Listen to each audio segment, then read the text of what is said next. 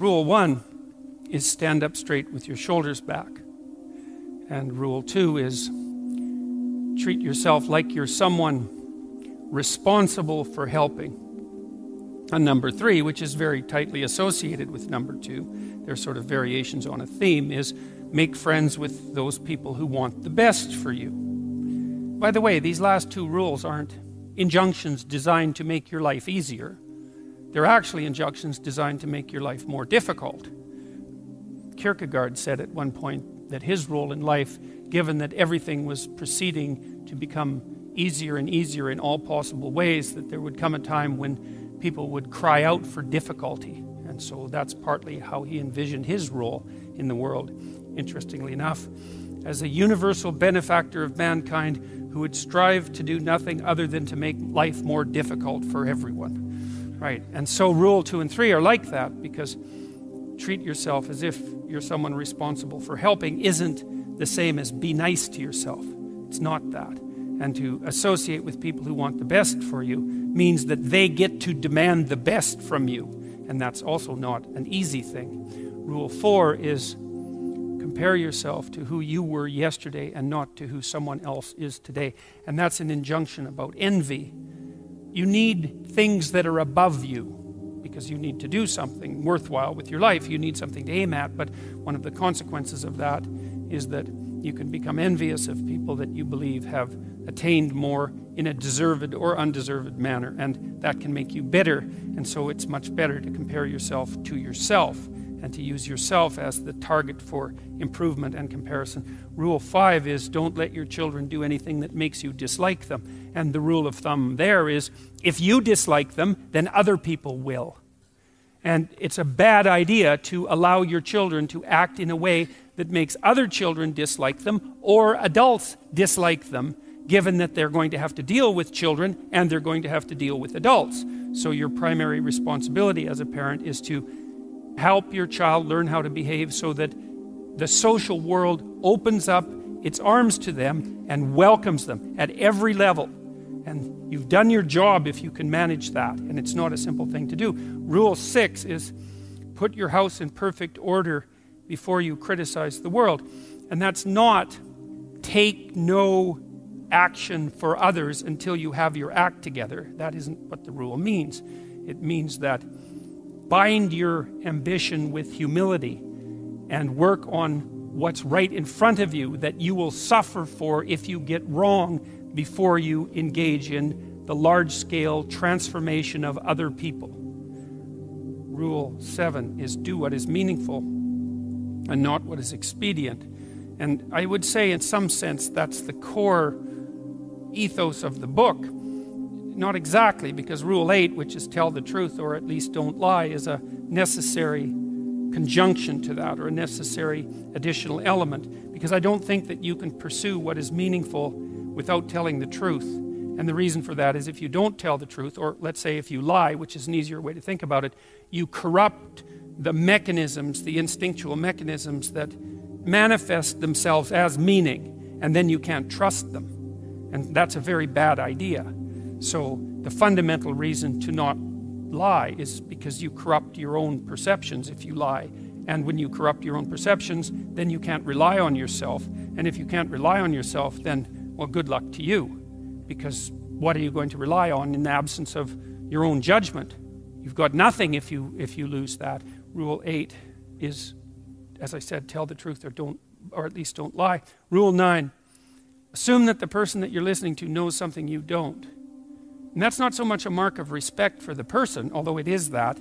It's a mark of recognition of your own unbearable ignorance. One of the things you have to do in life, you have to decide what's more important, what you know or what you don't know. First of all, there's a lot of what you don't know.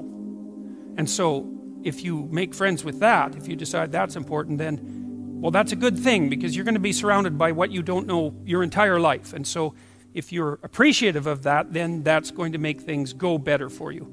But the other element of that is, well, why should you be appreciative of what you don't know? And the answer to that is, well, you shouldn't. If your life is absolutely perfect in every way, you have exactly what you need and want, you've put everything in order around you, then what you know is sufficient. But if you believe that things could still be put right around you in your own personal life and with regard to the effect that you have on other people, then obviously what you don't yet know is more important than what you do know, and you should be paying attention to find out what you don't know at every possible moment.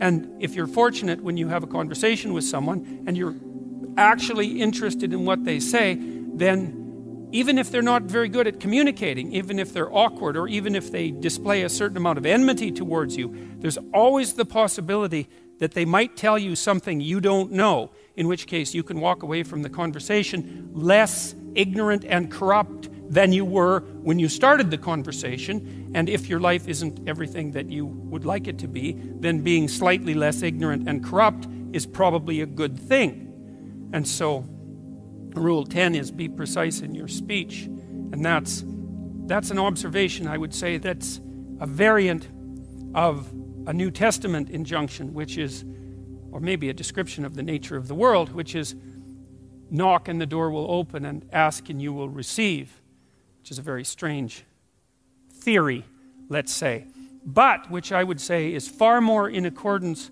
with what we know about the psychology of perception, let's say, than you might imagine, because it is the case that you don't get what you don't aim at.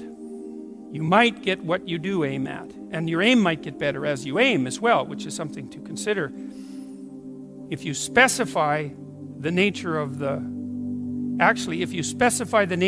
being that you want to bring into being, then you radically increase the probability that that's what will occur. And of course you all know that because you regard yourself, at least to some degree, as active creative agents, right? Your fundamental attitude towards yourself, at least in the manner that you act towards yourself, is that you wake up in the morning and you have a landscape of possibilities that lay themselves open to you, and you make choices between those possibilities and determine in consequence how the world is going to manifest itself. So you confront a field of potential. That's a good way of thinking about it.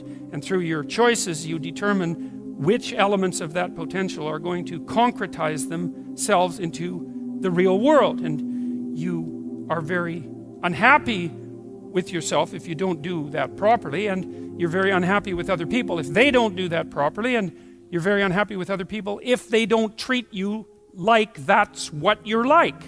Because part of what you demand from people, let's say, in terms of sheer civility, is that they act towards you as if you're the locus of voluntary choice in a world of potential. And you upbraid each other for that as well. If you have children and parents, your parents will say to you, if you're fortunate, you're not living up to your potential, which is actually a compliment in a sense, even though it's also a judgment. And the compliment is, I know perfectly well that you could be more than you are. And you'll hang your head if you have any sense, and you'll think, like you think in relationship to your own conscience, that yes, I have a lot of potential that I'm not fully realizing, and that actually constitutes a transgression against the good. And I don't think I've ever met anyone who doesn't believe that. If you have a reasonable conversation with them, it just seems self-evident. I mean, maybe now and then you meet someone who's narcissistically self-satisfied, but then they're narcissistic, and that's not good. That as a medium to long-term strategy, that's a catastrophe. That ends in disaster.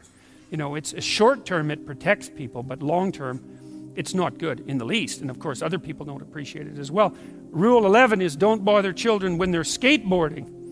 And that's actually a discussion of courage, of encouragement, more specifically, because I've been trying to understand, for example, what role parents play in the lives of their children. And I would say this is a role that is of fundamental importance, as well as attempting to guide your children so that they act in a socially desirable manner so that the world opens itself up to them. You also want to encourage them, which is not the same as sheltering them. It's not the same at all.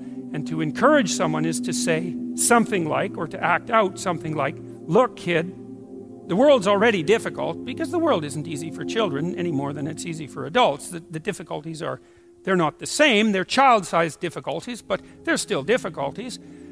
The world is a very hard place, and it's a bitter place in many ways. And it's not only a hard and bitter place, it's also touched with betrayal and malevolence. And that's the fundamental bottom line. but there's something in you that is capable of taking that full on and transcending it. And that's encouragement. You say, well, as difficult as things are, you're up to the challenge.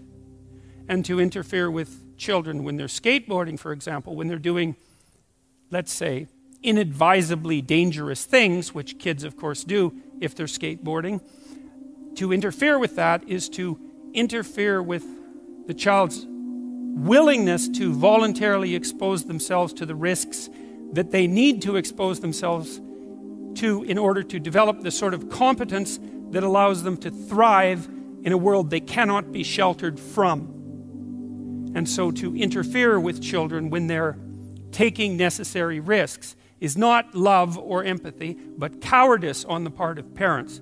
And it's deeply damaging to children. And I can tell you, as a clinical psychologist, I've never had a client come to my office. In all the hundreds of encounters I've had with people in my office, I've never had a client say, my parents made me too independent. That hasn't happened once. Right, now, my parents made me too dependent, or I conspired with my parents to perpetuate my dependence. That happened all the time. So there's a rule of thumb, which I think is a good one, which I believe is often applied in nursing homes by people who work in nursing homes, which is, of course, a very difficult job. And the rule is, do not do anything for anyone they can do for themselves.